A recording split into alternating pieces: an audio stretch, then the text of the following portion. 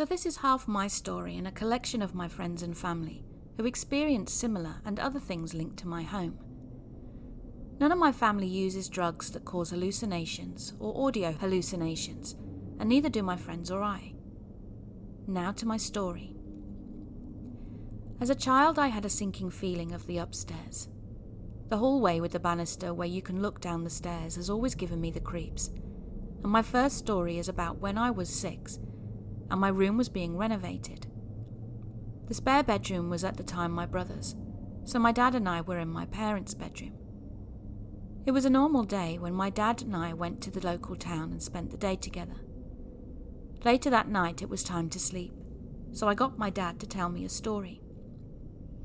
Now my dad has a great imagination and would make up stories about magical worlds, haunted houses, and that night I still remember the particular story he told.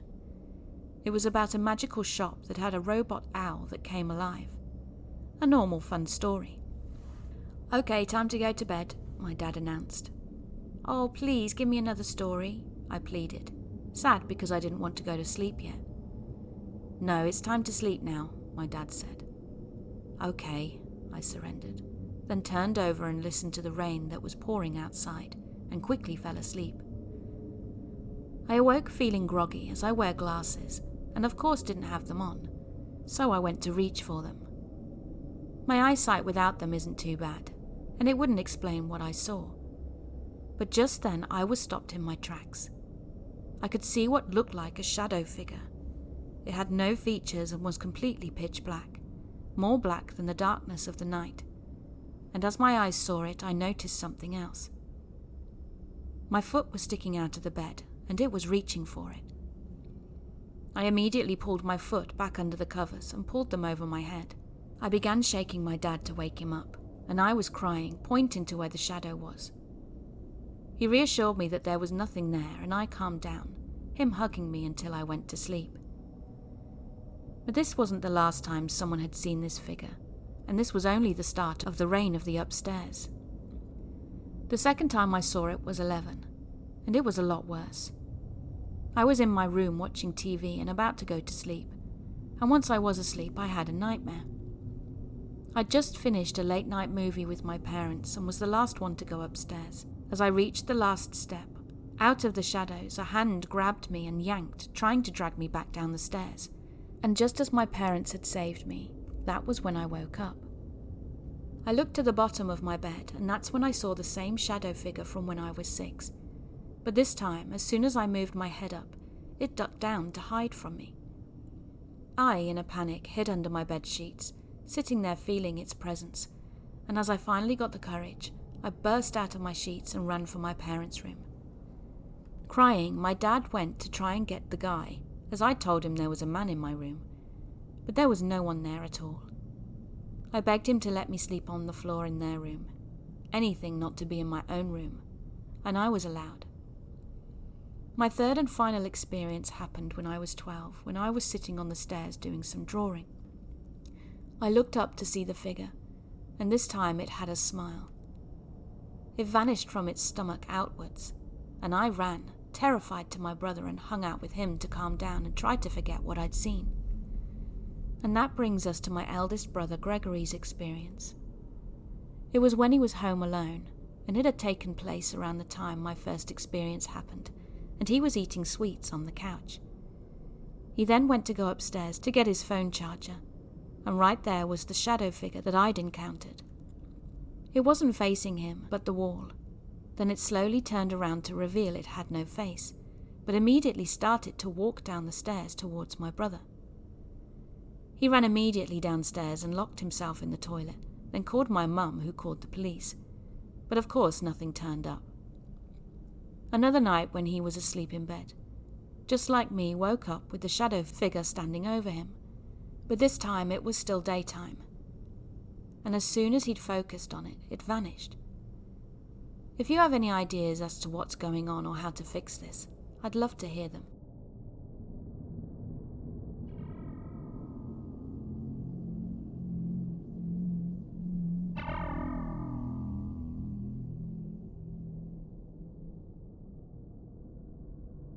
I'm 16 years old, but I've moved 3 times in my life already, and I still remember this incident to this day. I was 5 years old when my mum put me to bed and turned off the light, and that's when I saw a tall figure wearing a top hat. The worst part was the red eyes. Every time I saw the eyes and the man, I would let out an ear-piercing scream, and my mum would come running in scared, seeing me crying and pointing at the corner. She would roll her eyes and put me in her bed, and we would have a blast watching scary action movies, from Transformers to Nightmare on Elm Street. I didn't mind the scary movies. It's just that every time I saw that man, I would let out a scream, until it got to the point where my mum just let me sleep in her room.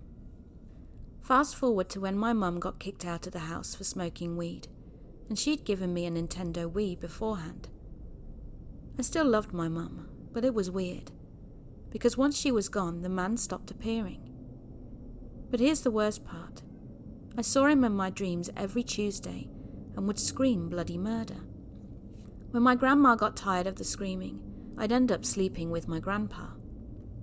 Fast forward to when I was 12 or 13, and my uncle and aunt had just moved in with my cousins, one of which was a baby. I never got to sleep in my room because it was being used for the baby. Well, he was 2 years old, and the only time I was allowed in there was when I went to get my toys. But when I slept either downstairs in the basement or upstairs on the floor with my grandpa, I would always see a girl with huge fangs and black eyes. It happened every 1 to 2 weeks, and I would wake up scared out of my wits. Then I'd stay up all night watching TV or playing video games. This kept going on until I was 14, when I'd finally moved into my own room. Not even a day later, I got a new ghost, but this time it was a little boy. He said that his mummy and daddy were sorry about what they had done to me, and I was so confused until I woke up the next morning and realized something. I looked up my address, and apparently there had been a married couple living here who had a little boy who brutally died. Not long after, I had to move out because my uncle was given the house and decided to sell it. And when I'd moved into the new house, I got a weird feeling about it. Not to mention the house was old, with a rusty shed out back. I didn't care, as I was at the stage where I'd just had enough of everyone, stayed up late, and was going to bed around 2 or 3 a.m. During those days, I played COD and GTA, you know, the usual stuff, and I would hear noises coming from above me. When the lights were off, I would hear whispers of how I wanted to hang or stab myself. I hadn't mentioned it because I knew I was never suicidal. I had a lot of people who cared about me, but after a year, things just got worse. I kept having nightmares about murder, death, and people screaming about how suicide was the only way out. I'd had enough and looked up the history of the new house. Apparently it was the house of a big family that was being hunted for one reason or another, and had committed suicide by hanging themselves. I was horrified and asked the owner about it as we were renting. She went pale and ignored me, and I was shocked at her reaction. Now this year's date, we got kicked out because the owner got tired of the house payments going up, so decided to sell. So we moved into my uncle's place. After a while, things started going missing, and things would move on their own. I asked my aunt about it, and they confirmed it, saying they actually named the ghost. But instead of being creeped out, I got curious, not because of the history of the house, but because of the ghost. At this point, I wanted to be friendly to the dead. When I have dreams of ghosts that usually scare people, instead I talk to them. Some don't respond, some do, and some use sign language. But I think I've grown a connection to the dead, and I don't mind it at this point.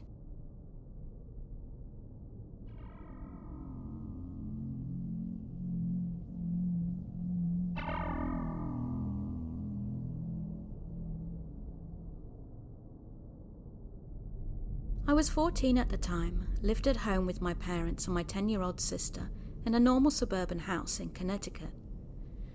I'd always believed in ghosts, but I'd never had any experiences, nor wanted to. My mum had always been infatuated with ghost shows and paranormal TV, as she finds it fascinating and is always open to it.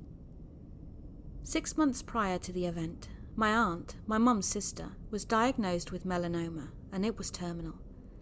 But the treatment did almost nothing as the disease progressed, and it was really just a waiting game to see when, not if, the treatment stopped working. Towards the end of her treatment, I distinctly remember a heaviness in the house. Whether it was my mum's sadness or maybe just a feeling, being home just felt dark. For context, it's important to know the layout of my upstairs. My house was a standard 2-story, 4-bedroom home. My room was directly next to the staircase, with my parents' and my sister's rooms being on the other end of the house, right next to each other. My house was oldish, not like haunted old, but maybe 30 to 35 years. The floors upstairs would creak if you walked on them. My sister and I knew it all too well when we would sneak around at night to get snacks, and my father would catch us. One night before my aunt's passing, I was laying in my bed with my door open to my room. The whole nightlight dimly lit the area, just enough so as it wasn't pitch black. And as I was laying there, I distinctly remember a gut-wrenching feeling of a heavy energy, an uneasiness in the house. I hated my door being open, but my parents had a rule where it needed to be for safety. As I was laying there, all of a sudden, I heard this horrific running, heavy footsteps from my parents' room. It came down the hallway and then down the stairs, fast. I sat up immediately and just listened. The footsteps going down the stairs as fast as hell, and the heaviness being the scariest part. Think of a big man in work boots going downstairs as if their life depended on it. Next thing I knew was the light was turning on and my father was hauling ass down the stairs. I could hear him searching the house, all the while my mum at the top of the stairs looking down. "What's going on?" I asked. "Were you out of bed?" she said, to which I said no. My dad came back up and asked me the same, checked on my sister, who was sound asleep, and then double-checked again that nobody was here. My mum ended it with a, "Just stay in bed for the night," and left it at that. I remember being more scared than I had ever been before. It was my first unexplained encounter. My mum told me it might have been someone coming to visit before taking your aunt home, but I don't know how I felt about that. Either way, those footsteps still remain in my memory forever.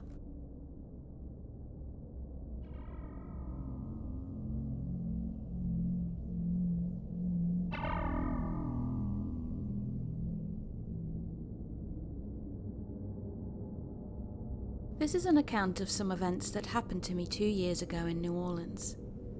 I haven't spoken about this to anyone. Like me, my friends and family are not believers in the paranormal.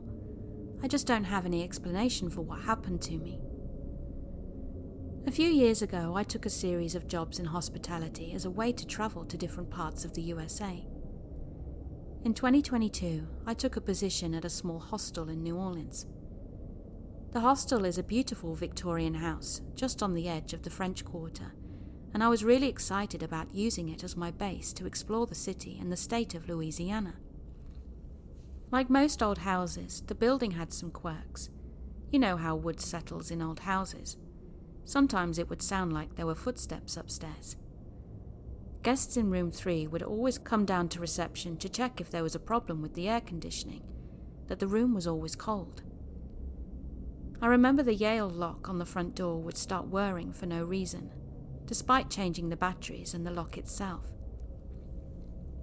It was a few weeks into my stay there that things began to get strange.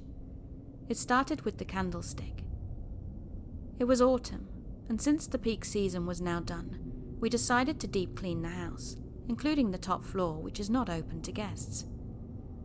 I remember reaching up to dust the top of a bookshelf, when my hand hit something. There was a sudden crash that made me freak out that I'd broken something. But I'd knocked something heavy sounding off the top of the bookshelf, and it had fallen, luckily, into an open cardboard box instead of denting the wooden floors. I looked at it, turning it around in my hand. It was covered in cobwebs and what looked like rust, but I could see that underneath all that was a beautiful, ornate candlestick. I put my hand up on top of the bookshelf again, feeling around for its pair, but I couldn't find it there, or anywhere else around the room. I'm pretty sure I went to look for the other staff right then, wanting to show them this beautiful candlestick and to ask if they'd seen the other one. I thought it would be good to put them out on display. The first person I came across was a girl I'll call Megan. I showed it to her excitedly, asking if she'd seen the other one. She just raised her eyebrows and said it was creepy and to chuck it out. I argued that it just needed cleaning up, and I ended up taking it to the bathroom, washing off all the cobwebs and the rusty stuff, which luckily washed off without any difficulty. I never did find the other one, but I found a candle for it and put it on display on the dining room table. Around this time, I started sleeping badly. It wasn't nightmares exactly, I just never woke up feeling rested. It was like the feeling you get right when you wake up, just after your dog dies or you got your heart broken. It's a feeling of dread sinking in your stomach. Just for a second, knowing something is wrong, waiting for the memory to hit again. But it never did, and I never knew why I felt that way. It was just something I went through every morning. I don't remember now if it was the next morning or a few days later, but I went to put out the breakfast, and the candlestick wasn't on the table anymore. I didn't think anything of it. People get drunk on Bourbon Street, come back late and do weird things. I found it under the table and put it back where it was, and the next day, though, it had moved again, and this time I found it on the other side of the room. And strangely, the rusty substance was there again, creeping slowly back up the base of the candlestick. A few days later, it had moved again, and I had to spend a good amount of time searching for it. I was already in a bad mood that morning because of something that had happened the night before. I'd wanted to go and see a friend's jazz band that evening, and asked if someone would switch shifts with me. I'd switched shifts as a favour to them more times than I can count. Most people like to go out in the evening in New Orleans to enjoy the nightlife, but I was studying on the side, enjoyed the quieter nighttime shifts where I could sometimes read a little, and would often stay at the desk after the end of the shift to study in the peace and quiet. But I didn't understand why it was that one time I asked to go out in the evening, everyone avoided my eyes and just shuffled awkwardly. Why were they so selfish when I asked them to switch with me? After what happened to me later, I have an idea why they didn't want to be alone there after dark. Anyway, on this morning I was looking for the candlestick. I didn't blame partygoers anymore, and had a good idea who kept moving it. A few nights ago I'd come up from the evening shift to the kitchen. It was dark, all the lights off, and I'd come into the dining room. I'd glimpsed Megan standing there looking at it. Even though I only saw her from behind, I knew it was her. She was the only girl here with long dark hair, and she'd said the candlestick was creepy the very first time she'd seen it. I found it again, this time shoved in the bottom of the storage closet, and when I saw Megan I confronted her, telling her to stop moving the candlestick. She said she hadn't. I was holding it in my hand and felt this consuming rage flow through me. Honestly, a kind of anger way out of proportion to what was happening. It was just for a second, and I came to my senses, and she was looking at me with wide eyes, so I put the candlestick back on the table. After that, I kept seeing the candlestick in the dining room, and I felt a little embarrassed about almost losing my temper with Megan. I didn't know why she'd lied about moving it, but I'd pride myself on being professional and didn't feel good about what had happened. I felt guilty every time I looked at it. One day while cleaning, I randomly moved it into room 4, where I wouldn't walk past it several times a day. I didn't plan on keeping it there, but that room wasn't going to be occupied for a few days. A little while after this, something else happened. One night, I'd finished the evening shift and began studying at the front desk. It was just after 1 a.m. when I heard footsteps in the corridor behind me. I recognized the woman who came into the lobby. She was staying upstairs in one of the dormitories. Due to a missed flight, a party of 4 people who were due to stay in that dormitory had not arrived. They had phoned earlier, telling me they had decided to stay in Fort Lauderdale another week and wanted to reschedule their whole stay. So this lady was staying alone in what I think was a 5-bed dormitory. When I saw her, her hair was messed up and she looked really tired, so I was immediately concerned. I think I asked her if everything was all right, and she asked me if I could check on the person in the room next to hers, because it seemed like they had been crying for hours. She hadn't been able to sleep because of the noise and was pretty worried about the person in there that was not doing okay. So I followed her upstairs to knock on the door where she'd heard the crying, taking the keys with me in case I needed to let myself into the room. Next to hers was one of the dormitories. It had 8 or so beds, but tonight there were only a couple of girls staying there. I stopped outside and raised my hand to knock on the door when she stopped me. She said the crying had been coming from the room opposite her, room 4. Now I had assumed she meant the dormitory because that room was occupied. Room 4 wasn't. I told her this, but she seemed certain that the crying had been coming from that room. Right then there was nothing other than silence and the creaking of an old house. I tried to reassure her that the noise she heard was probably one of the hostel's cats or another animal. I'd heard that there's a kind of swamp rat in Louisiana that can sound like a baby crying, and I've heard foxes in the woods before that sound like a woman being murdered. I'm no stranger to the unsettling sounds wild animals can make, but to put her mind at ease, I decided to check room 4. I opened the door and switched on the light. No one was there. I gave her my reassurances and she went back to her room. Something else had caught my eye though. The lampshade on the far side of the bed was torn and something was on the pillow. I walked around the bed and saw what had happened. On the pillow were some small shards of broken glass, and on the floor was the candlestick. It was as if it had been thrown across the room at the lamp, torn through the fabric of the lampshade and smashed the light bulb. Something I probably should have mentioned. Megan had returned to her home county before I took the candlestick into this room. I had a bad feeling right then that it had never been her moving it. I didn't see much of that woman over the next couple of days, up until one morning I was working reception. I heard the sound of suitcase wheels and quick footsteps coming down the tile corridor. It was her, the woman who had heard the crying, saying she wanted to check out. She still had 3 nights left on the reservation, so I asked lightly if there had been a change of plan. She just shook her head, and when I looked at her face, she looked pale, with dark circles under her eyes, as if she hadn't slept. I tried asking if there was a problem with the room or anything we could do to help her enjoy her stay, but she shoved the keys at me and was gone. Once she left, I went up to her room. I wondered what had made her act so weirdly. I checked all over the room, but I never found out.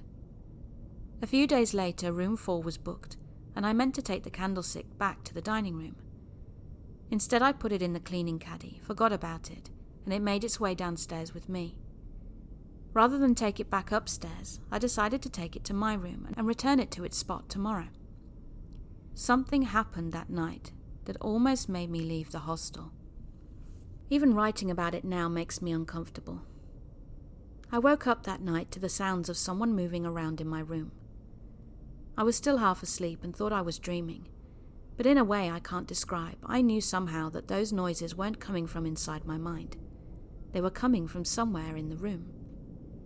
I heard footsteps, rustling, and then finally the feeling of someone or something sitting down on the bed.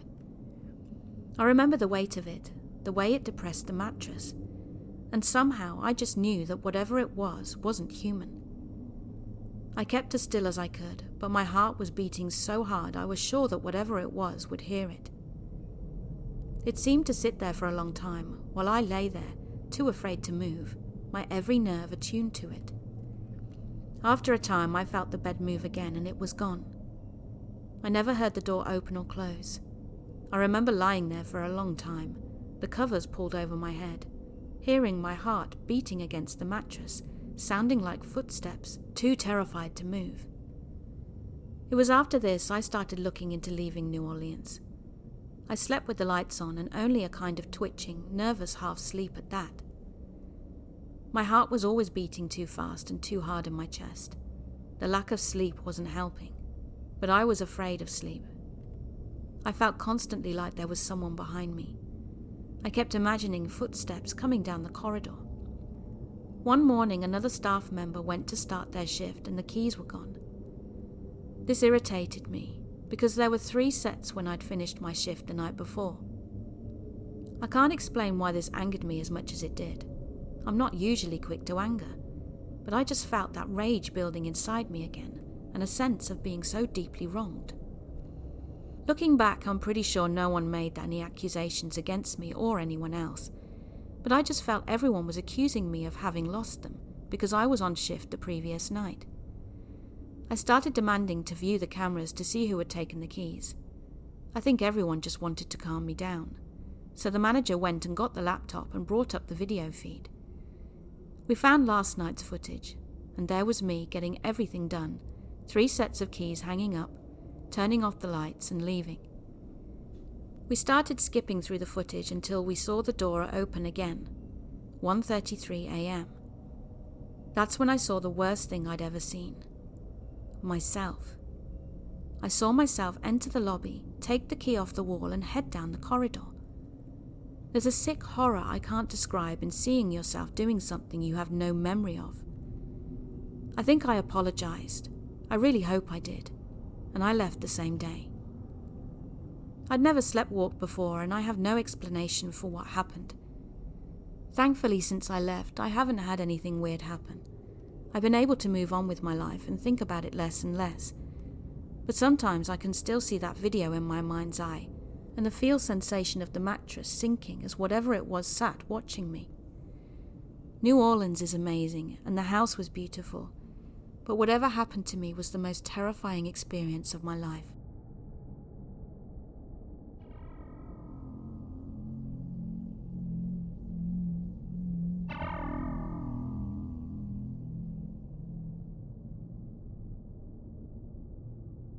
I was around 8 to 9 years old at the time, and I'm a very spiritual person.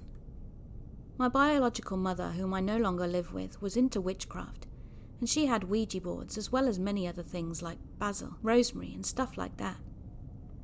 However, the Ouija board is the main object in this story. We had a family friend who came over a lot, and my parents had a few drinks with him as well as played a few games. But then my parents told me and my 2 sisters to go to bed, as if they were going to watch a scary movie or something. However, it was much, much worse. We were all in bed sleeping, and I had woken up thirsty, but I knew my parents wouldn't have been happy about me being up so late, so I snuck through the hallway. I stopped at the corner and could see my parents, as well as their friend, all sitting around the coffee table. My mother at the time had a very unsettling look on her face, as well as my dad.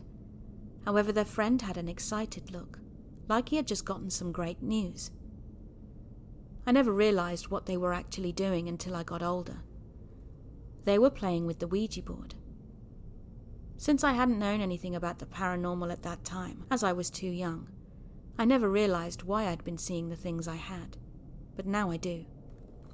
After that experience, I had started seeing a very tall, very dark, no coloration other than black shadow coming to me at night, and I think it was probably around the same time as that night, every night.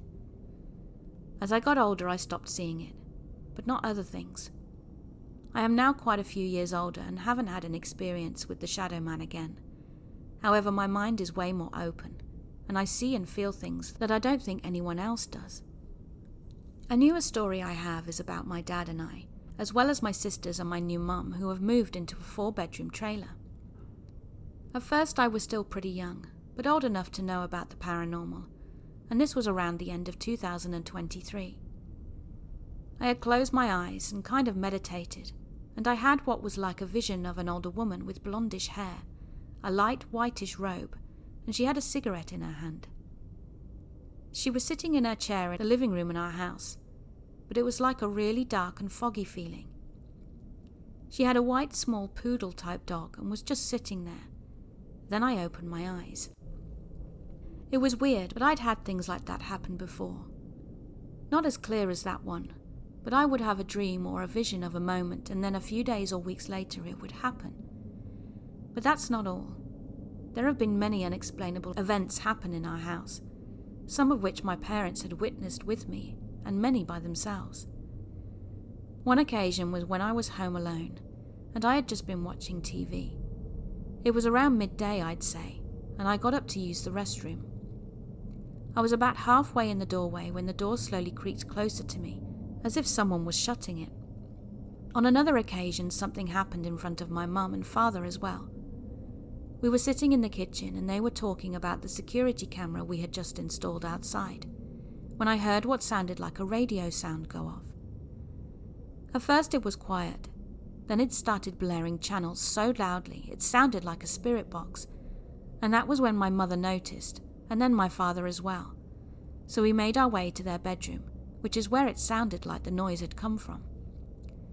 However, the sound stopped as soon as we all jumped up to make our way there. And not only that, my parents never had an old radio, which is what it had sounded like.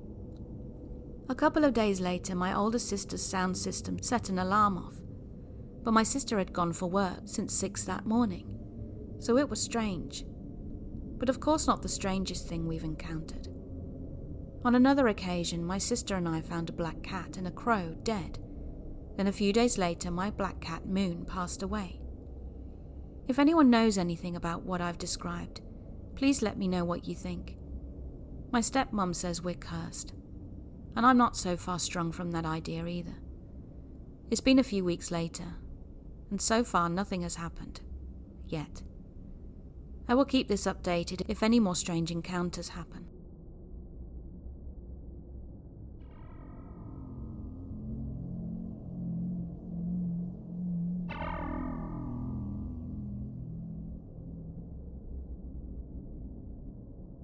I'm a male, and at the time of this story I was 14 years old. This is the third creepy encounter I have experienced in my life, and it was whilst we were staying at a hotel in Scotland for an after-wedding party. I have no mental or physical issues. I'm a pretty rational type of guy, and I'm not very easily spooked. My mum, dad and I arrived at the hotel, checked in, and went to our hotel rooms to unpack a few things. Then we joined my extended family downstairs at the party. I was hanging out with kids my age and 2 others, who were a couple of years younger, until dinner was served. Then afterwards we continued with our games. I remember it had gotten dark outside quickly as my cousins and I were chatting about some game, when one of my cousins had forgotten something in their room and wanted to go get it. So now, being a bit bored, we all dogpiled on the chance for something else to do, got the keys to the room and headed up alone onto the 2nd floor of the hotel. We took the elevator up, then made our way to the side of the hotel where their room was. We passed some double doors with big grand windows that separated the hallway in the middle, and everything was fine, boring even. That is until we got to the room. Immediately everyone felt the hairs on the back of their necks rise, that primal fear, and we hadn't even entered the room yet. I turned to one of my cousins and said, "You going to open the door?" My voice was weirdly calm, even though I was terrified. I was the oldest, I know, but something in me knew something was off, and we all felt it. My cousin replied, taking the key from the youngest of us. "Yeah, of course." She unlocked and opened the door. The gap widened slowly as it did, and I swear on my life that I saw something. It was a shadowy figure with no features at all, and it was standing next to the bed. Now, the way the room was set up was, as you opened the door, the bathroom was opposite to the door, and to the slight right was the bedroom with 2 beds. The figure was in between the gap between the 2 beds, and it disappeared as soon as the door was fully open. I held in a scream of shock because I thought it had maybe been a trick of the light or something like that. For a second we stood there like idiots, just looking into the darkness of the room. Then we all piled in quickly as the cousin still wanted to get the thing we were all there for in the first place. They grabbed it and immediately we all ran out and locked the door. But that wasn't enough for us. As we ran through the corridor, terrified, I looked back, and I swear it looked like something was peeking around the corner of the corridor. We passed through the large double doors I mentioned earlier, and stopped just for a moment to breathe. Then I turned fully to the window and peered through, and there was the same figure, but this time it was running for us. Had it had features, I'm sure it would have been the stuff of nightmares. We legged it back to where our parents were and told them what had just happened, but they thought we were just playing. Nevertheless, we continued with our night, and later on, as my parents and I walked to our hotel room, we had to pass the same room from before, and the same feeling came over me, until I got into my room with my parents. It was terrifying. I'm supposed to be someone of rational thought, but every fibre of my being knew what we had all seen that night.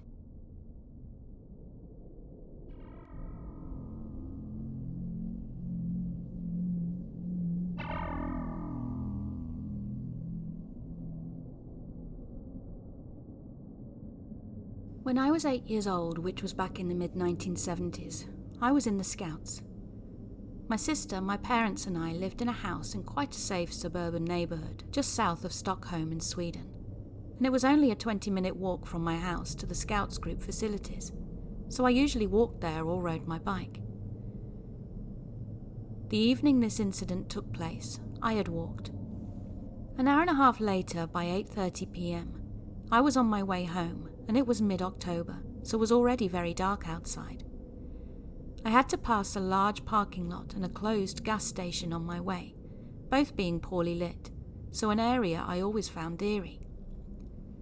I hurried past it every time, until I came to a junction, and this evening was no different.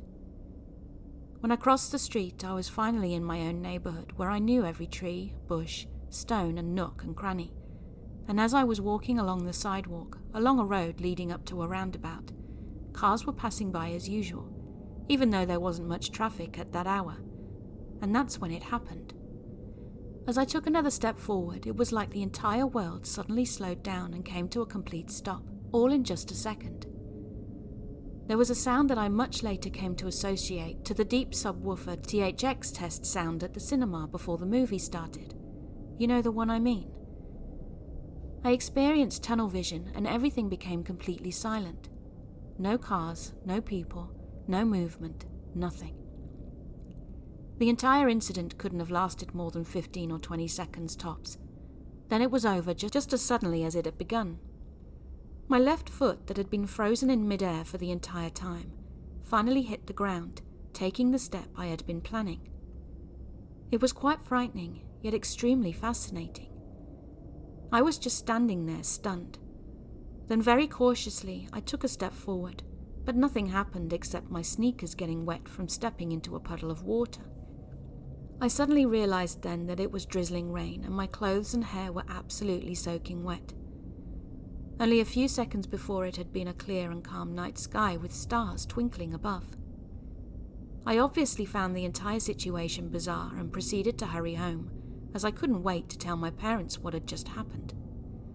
However, as soon as I opened the door, I was met with both my parents in a sheer state of panic. They were asking rather angrily where I'd been to, and I became perplexed and defensive. So I stuttered that I'd been to the Scouts, then I came straight home. My mother pointed at the clock on the wall and told me to stop lying. I looked over and it said 21:55. More than 1 hour had passed since I left the Scouts. I insisted over and over again that I had walked straight home, but this just made my mother even more angry. However, since I knew I hadn't done anything wrong, and yet was unjustly accused of lying, I got really angry too, which I think caught my parents completely off guard, because it was not the reaction that they had expected at all. That's when my father turned to my mother and said, "I think he's telling the truth." I'll never forget that, because an unbelievable feeling of relief came over me. My mum looked completely bewildered, but stopped yelling and asked again, "But where have you been?" This time she was hugging me harder than she had before. When they'd realized I wasn't hurt or traumatized, my father told me he had walked the exact same route I'd taken between the house and the Scout facilities 3 times, repeatedly calling my name, but I simply wasn't there. They had called the parents of all my friends and were in the process of calling the police when I came through the door. I couldn't believe it. They asked me more calmly this time if something had happened along the way, anything at all, and I was just about to say that nothing had happened when I remembered the strange boom that I'd completely forgotten about due to all the commotion. I told them exactly what I'd described earlier, and they looked at me in mixed disbelief and fascination. But as far as I can remember, they didn't push it any further. Fact is, the whole situation wasn't discussed again until years later, when my father and I talked about it. I again insisted that things happened exactly how I had described years ago, and he replied that he wanted to believe me, but the story was too fantastical to take in, even after all these years had passed. "You were gone, son," he said, "as if you'd simply vanished from the face of the earth. You were missing for more than an hour. Where did that time go? Where did you go?" Needless to say, I couldn't answer him. Even later, when my father had died, I talked to my mother about it, and to my surprise she laughed and said she'd always thought I had been abducted by aliens. I'm 55 now, and I still can't make head nor tail of what happened. I never saw any strange lights or disc-shaped objects, but believe me, I really wish I had. That would at least have made some kind of sense. However, I truly haven't got a clue what happened in that lost hour.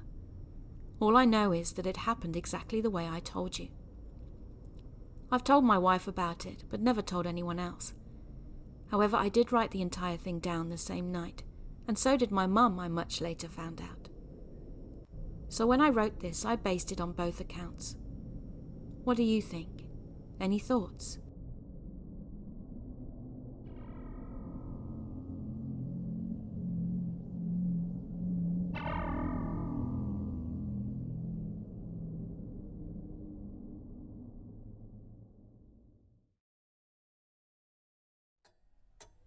Hey guys, I hope you enjoyed the stories in this episode. Please let me know what your views are, and hit that like and subscribe button. Until next time, keep being creepy.